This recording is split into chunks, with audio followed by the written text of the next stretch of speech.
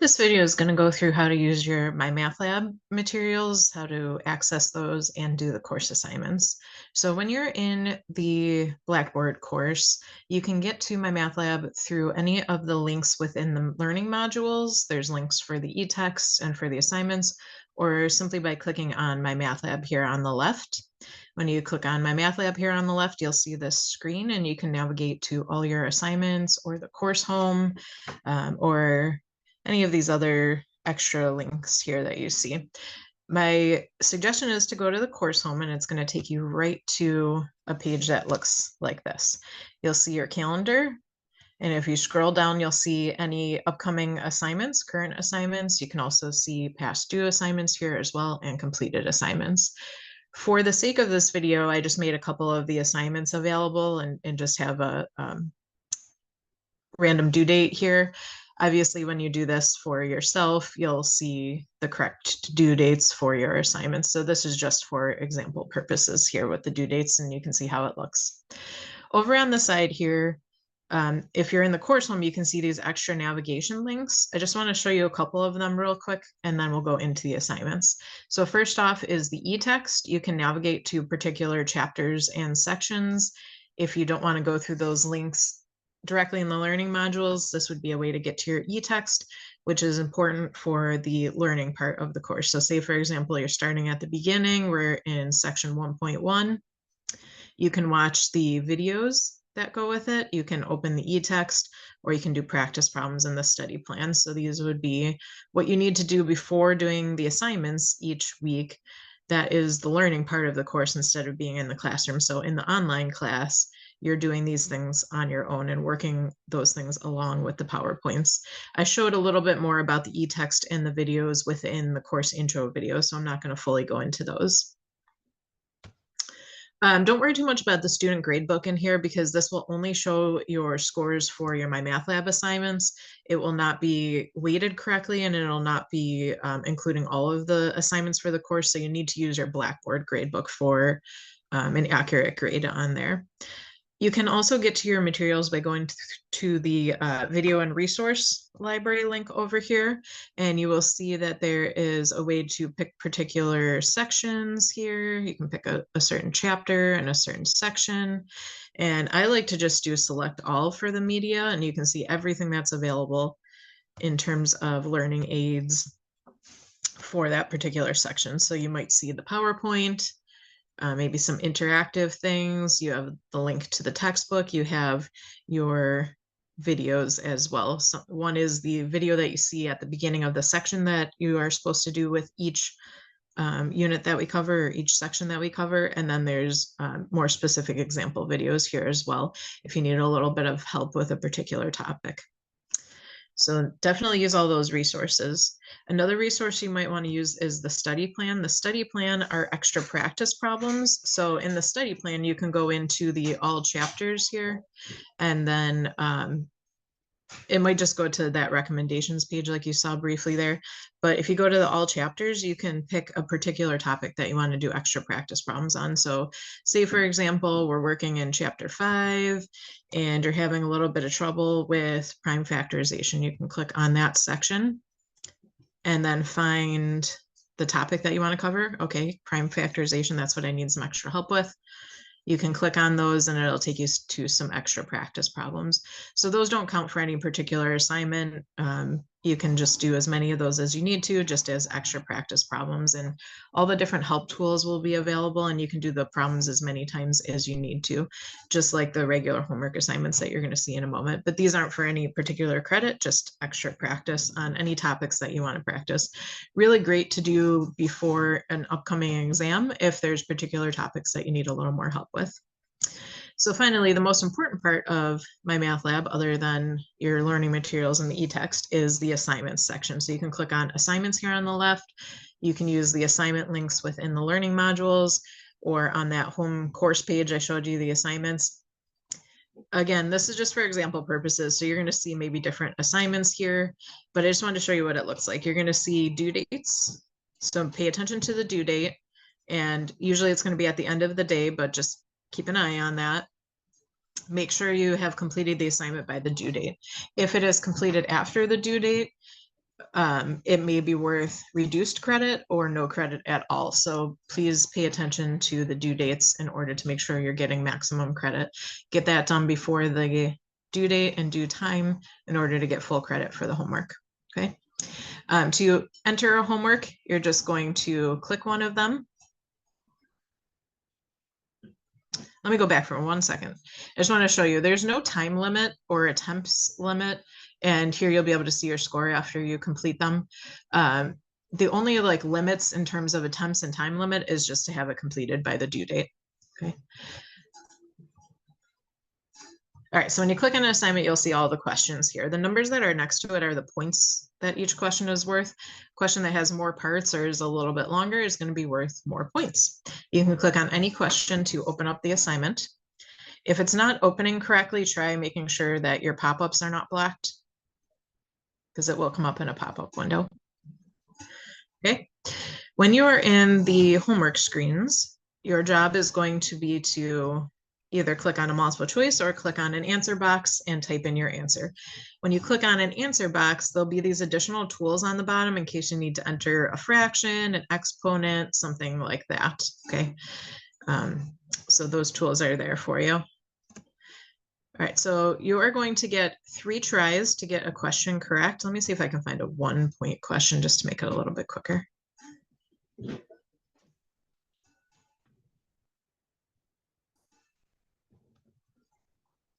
All these 2-point questions to start with here. If not, I'll go back and do one.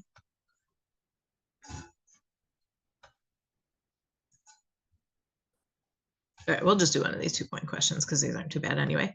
All right, so when you look at a question here, you are going to enter your answer for it. Okay, if you enter the incorrect answer and either hit enter or check answer, it's going to give you a little bit of a hint about why your answer may be incorrect, and you're going to get 3 tries to get the correct answer. So let's give it 3 tries here and see if we can get the correct answer. And I'm purposely going to get it wrong 3 times so you can see what happens. After 3 tries, like 3 strikes and you're out, it'll say final check. And then it'll tell you what the correct answer should be. Okay, so then if there's another part of the question, you progress to the next part. Otherwise, you'll see what happens in this next part here if we get it wrong 3 times. So I'm going to purposely get this one wrong 3 times as well. This is why I was looking for a 1-part question, so it'd be a little bit quicker. But let me even see if it'll accept this answer. Okay, so here's a more specific hint. It says like our answer is equal to the correct answer, but it is not in the correct form. So it says to make sure that you are putting your answer in the correct form. So that might happen sometimes too. Maybe you have the correct answer, but it's just not in the correct format. Pay attention to that in order to get full credit for it. Okay, so let me use up my 3 tries on this one and I'll show you what happens. After you get it wrong 3 times, you're going to have 2 options here, either do similar question or next question. If you're feeling frustrated on this question and you feel like you need a little more help with it before attempting it again, feel free to move on to the next question. In fact, you are more than welcome to navigate between the questions as needed. It's not like you have to get a question correct in order to go on to the next question. You just use these arrows at the top, or you can simply click on the questions over here. Okay, so you don't have to move, get a question correct to move on to the next one. But when you are ready to try this again, you either click similar question or you'll see it come up down here at the bottom. And it's going to restart your question, and it's going to show you a question to with a new set of numbers so you can try it again. Okay. And then if you're still not sure what to do, there's some extra help tools down here. So here's the extra help tools. There might be a link to the textbook. Not all questions have them. You can see this one doesn't, but some of them have a video example, which can be really helpful if you're trying to do this on your own. Watch the video and it'll show you kind of a teacher walking through how to do this type of question. You might not see it on all of the questions because of like a particular video might go with, a few questions in a row. So I don't see one on this question, but maybe if I check the previous questions, there might be a good video that goes with it. So a little tip for you there. Feel free to use the Ask My Instructor. It's going to send an email to your instructor and you can enter in any question that you have. And it'll send a link to your instructor with anything you have typed in here so far. Sometimes if it's as simple as maybe you didn't round correctly, and you're getting frustrated, it's not coming out correctly, it's not giving you credit, you can send the Ask My Instructor, and your instructor can tell you real quickly, oh, you're doing the right thing, but make sure you round correctly, and you'll get it correct, and you can fix it very easily then. So feel free to use that. It's not like an instant messaging system. It's going to go to their email, so you won't bother them, and you can get a question answered that way. You can also view an example. It won't be your exact question that you're working on, but it'll be a similar question. So that might help you to see an example of it. Or finally, you can click Help Me Solve This, and that will walk through your exact question with you. It's going to make you answer some different things along the way, just to make you kind of test it out a little bit. It's going to check your understanding along the way. But when you close that box, it's going to give a new question here so that you have to try it again. All right. So keep that in mind. So the view and example will not be your exact question.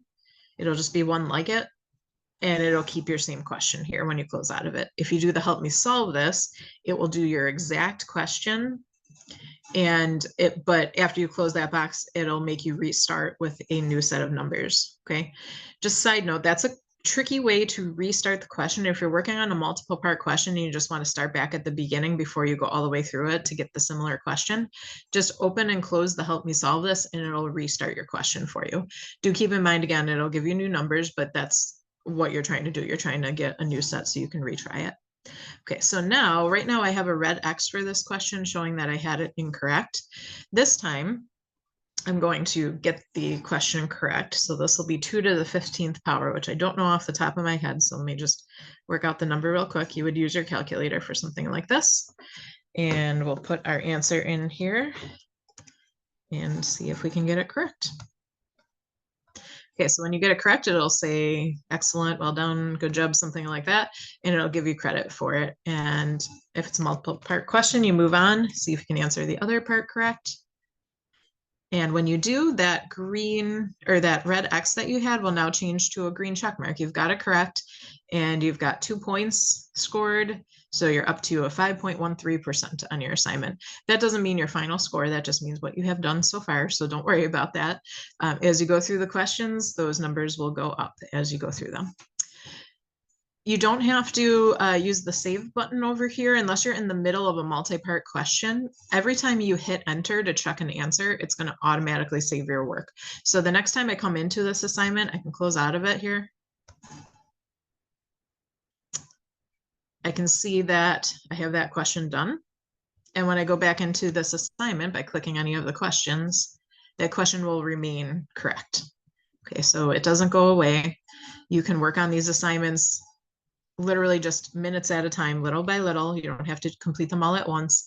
You can come in and out of them, and your work will always be saved for you. So that is really great. And you don't have to submit your work at the end. It will automatically save it for you as you go.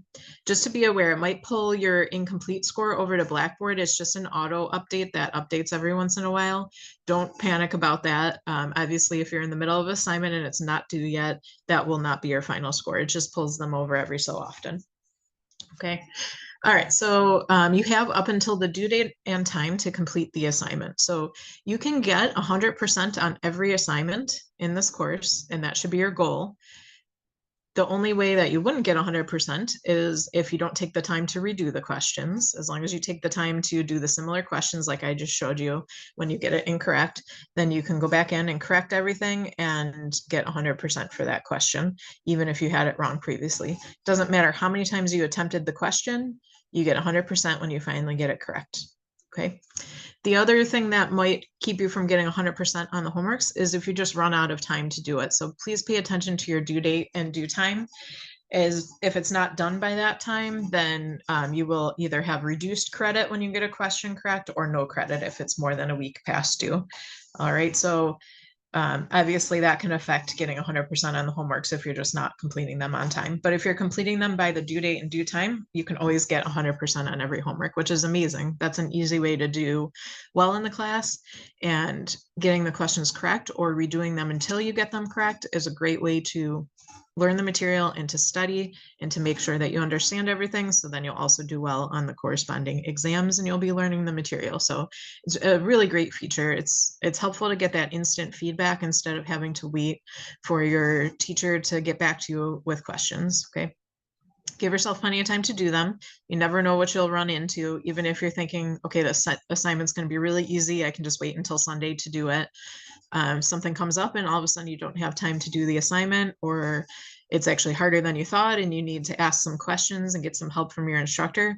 You just didn't leave yourself enough time to do that. So please be mindful of starting the assignments earlier in the week and giving yourself plenty of time to work on them little by little, to help yourself out if you run into any tech issues or other issues that cause you from being able to work on the homework when you planned. Gives you time to stop and ask questions about anything you're not sure about, rather than having to get frustrated and be, working on them at 11 o'clock on Sunday night and there's no one around to help you because you left it to the last minute, so really use those different things to your advantage to make sure that you can do really well on these homework assignments.